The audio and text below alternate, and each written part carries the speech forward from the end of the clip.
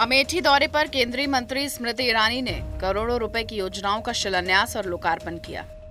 इससे पहले स्मृति ईरानी ने मंच पर बंधवाई पगड़ी। यूपी सरकार के मंत्री मोहसिन रजा, सांसद बृजभूषण शरण सिंह समेत कई नेता मौजूद रहे। अमेठी जिला पंचायत के 18 करोड़ की लागत से 85 सड़कों का शिलान्यास और 15 सड़कों का लोकार्पण, 3 करोड़ 85 लाख की लागत से 15 तालाबों का जीर्णोद्धार और सौंदर्यीकरण और 5 लोगों को कंबल देकर कंबल वितरण कार्यक्रम की शुरुआत और 1 करोड़ के चेक को भी गरीबों की मदद के लिए दान किया। प्रधानमंत्री नरेंद्र मोदी के 19 नवंबर से लखनऊ दौरे के पहले सीएम योगी आदित्यनाथ ने लखनऊ में पुलिस मुख्यालय का दौरा कर तैयारियों का जायजा लिया। 19 तारीख से लखनऊ में ऑल इंडिया डीजीपी कॉन्फ्रेंस हो रही है, जिसमें पीएम नरेंद्र मोदी, गृह मंत्री अमित शाह भी शामिल हो रहे हैं। ऑल इंडिया डीजीपी कॉन्फ्रेंस 3 दिन तक चलेगी। उत्तराखंड के मुख्यमंत्री पुष्कर सिंह धामी ने यूपी के मुख्यमंत्री योगी आदित्यनाथ से शिष्टाचार मुलाकात की। पुष्कर सिंह धामी ने साफ कहा कि उन्होंने योगी आदित्यनाथ से उत्तराखंड विधानसभा चुनाव में प्रचार के लिए आग्रह किया है और योगी आदित्यनाथ आएंगे भी। उत्तराखंड की 70 विधानसभा सीट पर भी आम चुनाव यूपी विधानसभा के साथ ही वोट डाले जाएंगे। में उत्तराखंड कैंपेन में भी मुख्यमंत्री योगी आदित्यनाथ वहाँ पे आएंगे? हाँ, निश्चित रूप से, क्यों नहीं आएंगे। उनको आना है, वो सब जगह जाएंगे और वहाँ भी हमने उनसे अनुरोध किया है, वो आएंगे हमारे। पूर्व केंद्रीय मंत्री सलमान खुर्शीद के घर पर हुई तोड़फोड़ और आगजनी के मामले में पुलिस ने 4 लोगों को गिरफ्तार किया है।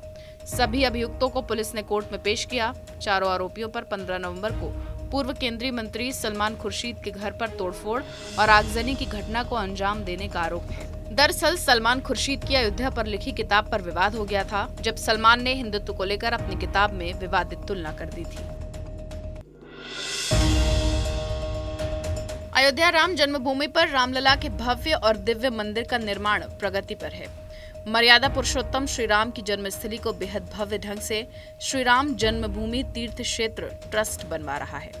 ऐसे में मंदिर के निर्माण और उसकी आयु को लेकर ट्रस्ट बेहद संवेदनशील है। 14 नवंबर को दिल्ली में हुई बैठक में मंदिर की बुनियाद के बाद बनाई जा रही राफ्ट को लेकर मंथन हुआ। एकाएक राफ्ट के डिजाइन को लेकर आए बदलाव की वजह से अब मंदिर निर्माण की गति में परिवर्तन हो गया है और संभावना है कि जो राफ्टिंग का काम 15 नवंबर तक पूरा होना था, अब वो दिसंबर माह में पूरा होने की उम्मीद है, जिसके बाद प्लिंथ के निर्माण का काम शुरू हो जाएगा। शुरू नहीं हुई, हो सकता है दिसंबर में प्लिंथ का काम शुरू करें। अभी निश्चित तिथि बताना संभव नहीं है। लखनऊ में डेंगू के कहर के बीच अब जीका वायरस का कहर स्वास्थ्य महकमे के लिए नई मुसीबत बनता जा रहा है। महीने भर पहले कानपुर के एक शख्स में जीका वायरस की पुष्टि के बाद संक्रमण अब 4 जिलों में फैल चुका है। सर्वाधिक प्रभावित कानपुर में 133 लोगों में संक्रमण की पुष्टि हुई है, जबकि राजधानी लखनऊ में बुधवार को 2 और नए संक्रमितों के मिलने के बाद अब मरीजों की संख्या 5 हो गई है। इसके अलावा कन्नौज और उन्नाव में भी एक मरीज मिले हैं, जिसके बाद यूपी में जीका संक्रमित मरीजों की संख्या 140 हो चुकी है। इस तरीके से डेंगू और मलेरिया के कहर के बीच में जीका वायरस की मरीजों की संख्या लगातार बढ़ती जा रही है। अब तक उत्तर प्रदेश में मरीजों की संख्या 140 हो गई है, जिसमें कानपुर में सबसे ज़्यादा 133 और लखनऊ में 5 मामले सामने आए हैं। उन्नाव में आवारा जानवरों से परेशान किसानों ने अनोखा तरीका निकाल लिया। उन्नाव के पिपरी घाट गांव में किसानों ने जानवरों को सरकारी स्कूल में बंद कर दिया और किसानों ने स्कूल में ताला भी लगा दिया। दरअसल किसानों की फसल आवारा जानवरों से लगातार बर्बाद हो रही है। सहारनपुर के गंगोह थाना क्षेत्र में 2 सगे भाइयों की गोली मारकर हत्या से हड़कंप।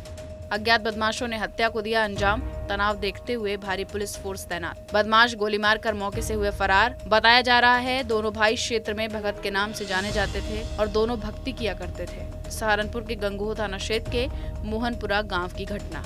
थाना गंगोह अंतर्गत ग्राम मैनपुरा में आज सुबह सूचना प्राप्त हुई कि 2 लाश पड़ी हुई हैं। तो इसमें पुलिस ने मौके पर जाके जांच करी तो देखा कि 2 लाश 2 भाइयों की हैं। इनको गनशॉट इंजरी है और बाकी अन्य इंजरीज भी हैं। मौके पर मैंने स्वयं और बाकी जनपद के अधिकारियों ने निरीक्षण कर लिया है। एफएसएल की टीम और डॉग स्क्वाड और सर्विलांस के माध्यम से हम घटना का अनावरण करने का प्रयास कर रहे हैं। जौनपुर में 2 सगी बहनों की धारदार हथियार से निर्मम हत्या। चचेरे भाई ने दोनों बहनों को उतारा मौत के घाट। जमीनी विवाद के चलते आरोपी ने वारदात को दिया अंजाम। घटना के बाद आरोपी फरार। आवश्यक कार्रवाई में जुटी पुलिस। सिकरारा थाना क्षेत्र के हरकपुर गांव की घटना। देखिए, थाना क्षेत्र सिकरारा का मामला है।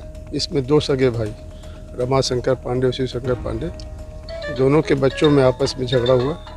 ये शौचालय के निर्माण के विवाद को लेकर उसमें दोनों बहनों को इन्हीं के भाई ने बाका से मारा, जिससे कि उनकी मृत्यु हो गई।